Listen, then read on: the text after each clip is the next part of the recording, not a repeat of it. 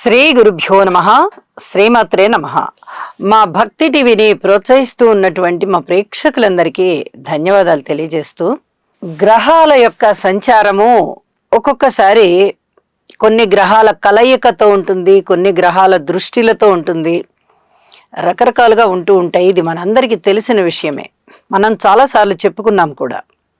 అయితే ఏప్రిల్ 3వ తేదీ నుంచి 14వ తేదీ ఏప్రిల్ వరకు, అంటే 12 రోజుల కాలంలో మీనరాశిలో శని గారి సంచారము జరుగుతూ ఉండగా అక్కడ రవి గారి యొక్క ప్రవేశము అయింది, అలాగే కుజుడి యొక్క ప్రవేశం కూడా అయింది. అంటే ఈ శని రవి కుజుల యొక్క కలయిక మీనరాశిలో జరుగుతూ ఉండగా మిగతా గ్రహస్థితులు అంత బాగా చెప్పుకోదగ్గ అశుభ స్థానాలలో లేవు, కానీ బుధ రాహుల కలయిక కుంభరాశిలో ఉంటూ బుధుని యొక్క సంచారము కూడా మీనరాశిలోకి వెళ్ళిపోబోతోంది ఇంకొక వారం రోజుల్లో. అయితే ఇప్పుడు మనం ప్రధానంగా చెప్పుకునేటటువంటి అంశం ఏమిటంటే, శని గారు గాని కుజుడు గాని రవి గాని ఈ 3 గ్రహాలు మీనరాశిలో కలుస్తూ ఉన్నందువల్ల ఏ రాశుల వారికి ఎటువంటి ఫలితం ఉంటుంది, ఇది ఇప్పుడు చెప్పుకోబోయే అంశం. ఈ కలయిక అంత మంచిది కాదు. రవి కుజుల కలయిక గాని, రవి శని కలయిక గాని, శని కుజుల కలయిక గాని చాలా ఇబ్బందులు పెట్టేస్తుందండి. అది సంతాన పరంగానూ ఇబ్బంది పెడుతుంది. సంతానము కలగనివ్వకుండా నిరోధించి, లేదా సంతాన అభివృద్ధి జరగకుండా సంతానం విషయంలో అసంతృప్తిని ఇచ్చేటట్టుగా ఉంటుంది. రోడ్డు ప్రమాదాల విషయంలోనూ, స్థిరచరాస్తుల వృద్ధి విషయంలోనూ, ఏదైనా ఆపరేషన్స్ అవసరమైతే ఆపరేషన్స్ కి వెళ్ళిన వాళ్ళకి కూడా ఒక పట్టాన ఆపరేషన్స్ కి సంబంధించిన నొప్పులు బాధలు తగ్గకుండా ఒక్కొక్కసారి వారి యొక్క జన్మ సంచార గ్రహాలు కొంత ఇబ్బందికరంగా ఉన్నాయి ఆరోగ్య స్థానంలో అంటే రాంగ్ డయాగ్నోసిస్ చేస్తారు. అక్కడ ఉన్న వ్యాధి ఒకటైతే డాక్టర్స్ మరొక వ్యాధిగా గుర్తిస్తారు. అంటే ఇది చాలా పొరపాటుగా జరుగుతుంది. తరువాత సరిదిద్దుకుంటారు, కానీ ముందరైతే అవి తప్పుడు సంకేతాలు వచ్చి రాంగ్ గా ఔషధ సేవ జరిగిపోతుంది కొన్నాళ్ల వరకు. ఇలాంటివి జరగడానికి, భూ కబ్జాలు జరగడానికి, ఒకళ్ళ భూములు ఒకళ్ళు ఆక్రమించుకోవడము, ఒకళ్ళ పొలాలు ఒకళ్ళు ఆక్రమించుకోవడము, అలాగే ఈ కోర్టు కేసులు ఒక పట్టాన ముందరికి వెళ్ళవు, అవి చాలా చాలా ఇబ్బంది పెడుతూ ఉంటాయి. రోడ్డు ప్రమాదాలు, అలాగే కరువు కాటకాలు ఎక్కువ అవుతాయి దేశంలో కూడా. ఔషధాలు మందులు దొరకవు సరిగా, అన్ని రకాలైనటువంటి ఇబ్బందులు అన్నమాట. యాక్సిడెంట్లు అయిపోతూ ఉంటాయి. తర్వాత అగ్ని ప్రమాదాలు ఎక్కువగా అవ్వడానికి అవకాశం ఉంటుంది. ఈ కరువు కాటకాలు రావడానికి రకరకాల కారణాలు ఉంటాయి. అగ్ని ప్రమాదాలు జరగచ్చు, వరదలు వచ్చే అవకాశం అయితే లేదు, కానీ చాలా వరకు ఒక ఇబ్బందికరమైన వాతావరణం ఏర్పడము, ప్రతి వ్యక్తికి కూడా జీవితంలో కొంత అశాంతిగా ఉండేటట్టుగా, అంటే అది ఏ వ్యక్తులు అనేది కూడా చూడాలి మనము, ఏ రాశికి సంబంధించిన వాళ్ళు అనేది కూడా చూడాలి. చాలా బాగున్నటువంటి స్థానం అయినప్పటికీ కూడా ఈ మీనరాశి వాళ్ళకి కూడా ఇంతో అంతో అసౌకర్యం ఏర్పడుతూ ఉంటుంది. ఇప్పుడు ఏ రాశుల వారికి ఎలా ఉంటుందో చూద్దాం. మేషరాశి వారికి వ్యయస్థానంలో ఏర్పడుతూ ఉన్నందువల్ల చాలా ధనము ఖర్చు అవడము, అలాగే దూర ప్రాంత ప్రయాణాలకు వెళ్లడము, పెట్టుబడి పెట్టిన విషయంలో ధనము అనేది నష్టం రావడము, ఇలాంటివి కనిపిస్తూ ఉంటాయి. ఇక వృషభ రాశి వారికి లాభస్థానంలో ఉంది ఈ 3 గ్రహాల కలయిక.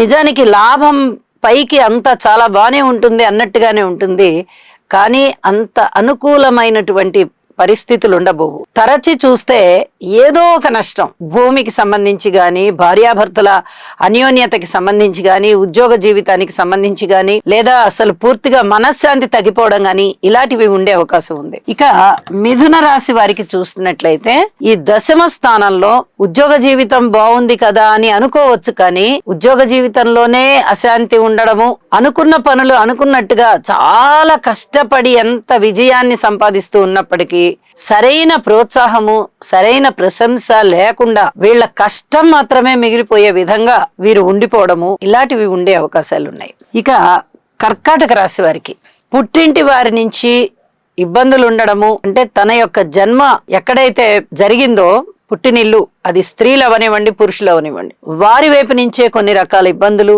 భార్యాభర్తల మధ్య అన్యోన్యత తగ్గడము, మనశ్శాంతి లేకపోవడము, దూర ప్రాంత ప్రయాణాలు ఉండడము, అలాగే సంతాన రీత్యా కూడా అంత పూర్తిగా సంతృప్తి లేని విధంగా ఉండడము, ధనానికి ఇబ్బందిగా ఉండడము, ఇవన్నీ కూడా ఈ కర్కాటక రాశి వారికి ఉండడానికి అవకాశం ఉంది.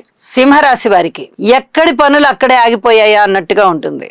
ఏ పని ముందరికెళ్దు. ధన నష్టం కనిపిస్తుంది, అవమానాలు కనిపిస్తాయి, అపనిందలు కనిపిస్తాయి, శారీరక శ్రమ కనిపిస్తుంది, ఔషధ సేవ చేయవలసి వస్తుంది. ఇలాగా ఇబ్బందులు కనిపిస్తూ ఉంటాయి. ఇక కన్యా రాశి వారికి అవమానాలు, అపనిందలు, భూమి తగాదాలు, శత్రువుల యొక్క సూటిపోటి మాటలు, కోర్టు కేసులు, అన్యోన్యత తగ్గిపోవడము, మన అనుకునే వాళ్ళందరూ విరోధస్తులు అవడము, ఇలాంటివన్నీ కనిపించి అశాంతి. తులారాశి వారికి, తులారాశికి షష్ఠ స్థానంలో ఏర్పడుతూ ఉంది.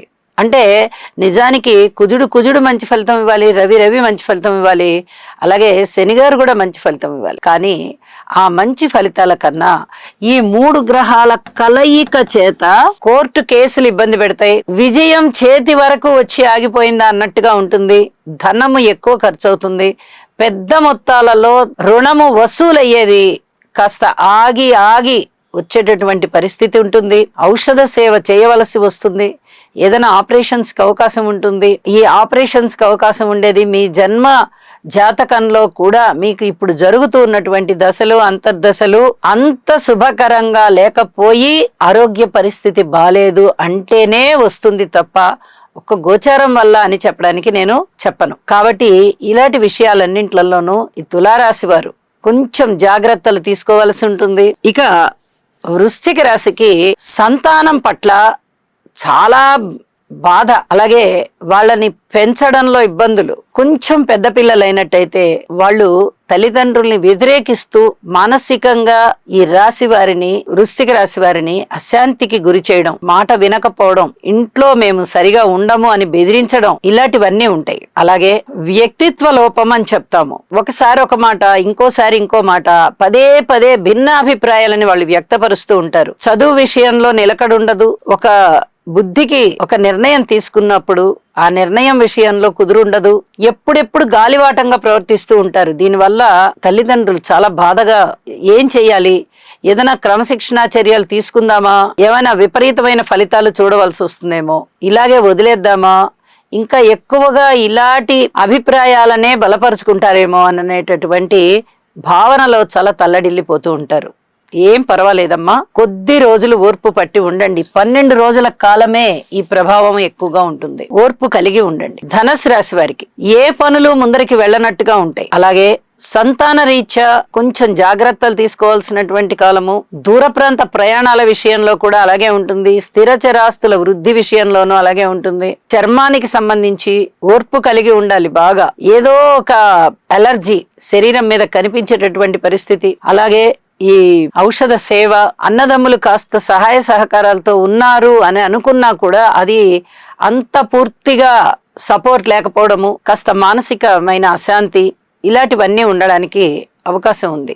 మకర రాశి వారికి తృతీయ స్థానంలో ఈ 3 గ్రహాల యొక్క సంచారము జరుగుతూ ఉన్నప్పటికీ అది చాలా బాగుంది అని అనుకుంటాం.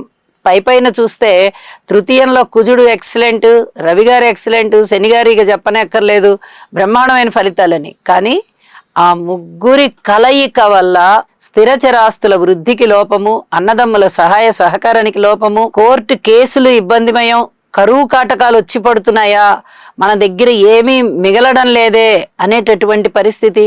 ఎంత కష్టపడుతున్నా కష్టము అక్కడికి రాకపోవడము, గుండె ధైర్యం లేకపోవడము, మనోధైర్యం లేకపోవడం వల్ల పిరికితనం ఏర్పడము, ఇలాంటివన్నీ కనిపిస్తూ వీళ్ళు ఉక్కిరి బిక్కిరి అవుతూ ఉంటారు. పరస్పరం ద్విస్వభావమైన లక్షణాలు కనిపిస్తూ ఉంటాయి. ఇక కుంభరాశి వారికి మాట కొంచెం పెళుసుగా తయారవడము, అంటే వాళ్ళు స్మూత్ గా చెప్తున్నాననే అనుకుంటారు కానీ చెప్పరు, చాలా కఠినంగా చెప్తారు. అలాగే ఏదైనా కొనుగోలు అమ్మకాలు చేద్దామన్నా అది ఇబ్బందికర పరిస్థితి.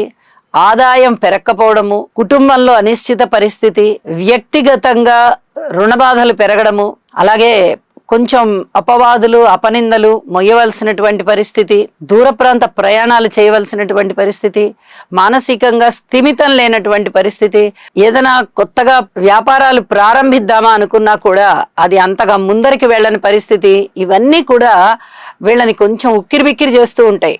ఏ పని అవ్వట్లేదేంటి, మనం ఇంకా ఏం చెయ్యాలి, ఇంకా ఏ దైవాన్ని ఆరాధించాలి, ఇలా అనుకుంటూ ఉంటారు. మీనరాశి వారికి చాలా జాగ్రత్తగా ఉండవలసినటువంటి కాలం.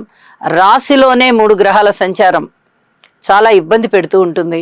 రుణ బాధలు పెరగడానికి అవకాశం ఉంది. కుటుంబంలో కొన్ని ఇబ్బందికర పరిస్థితులు, ఆరోగ్య రీత్యా కూడా ఇబ్బంది, దూర ప్రాంత ప్రయాణాలు చేయవలసి రావడము, ధనము ఎక్కువగా ఖర్చు అవ్వడము, బంధువుల యొక్క సహాయ సహకారాలు లేకపోవడము, మాతృవర్గ రీత్యా కూడా అంత సహాయ సహకారాలు లేకపోవడము, అలాగే ఎక్కువగా ఆటంకాలు వస్తూ ఉంటే ఈ ఆటంకాలని అధిగమించడానికి ఎవరిదైనా రికమెండేషన్ చేసుకుందామా, ఆ ఆటంకాలకు సంబంధించి ఎవరైతే యాజమాన్యులు ఉన్నారో వాళ్ళ దగ్గర మనం రికమెండేషన్ ఏమైనా చేసుకుందామా అనుకుని మీరు ఏవేవో ప్రయత్నాలు చేయడానికి వెళ్తారు, చాలా ఇబ్బంది పడతారు. 12 రోజుల కాలం ఉపశమనం కలగాలి అంటే కొంచెం ఓర్పు వహించి ఉండండి. ఇది చాలా చాలా చెప్పదగ్గ సూచన. ఇవన్నీ ఉండడానికి అవకాశాలు ఉన్నాయి. ఆరోగ్య రీత్యా, ఆర్థిక రీత్యా, భార్యాభర్తల రీత్యా, స్థిర చరాస్తుల రీత్యా, వృత్తి రీత్యా, ఉద్యోగ రీత్యా, విద్య రీత్యా, ఏ అంశాన్ని తీసుకున్నా కూడా ఓర్పు ఓర్పు ఓర్పు.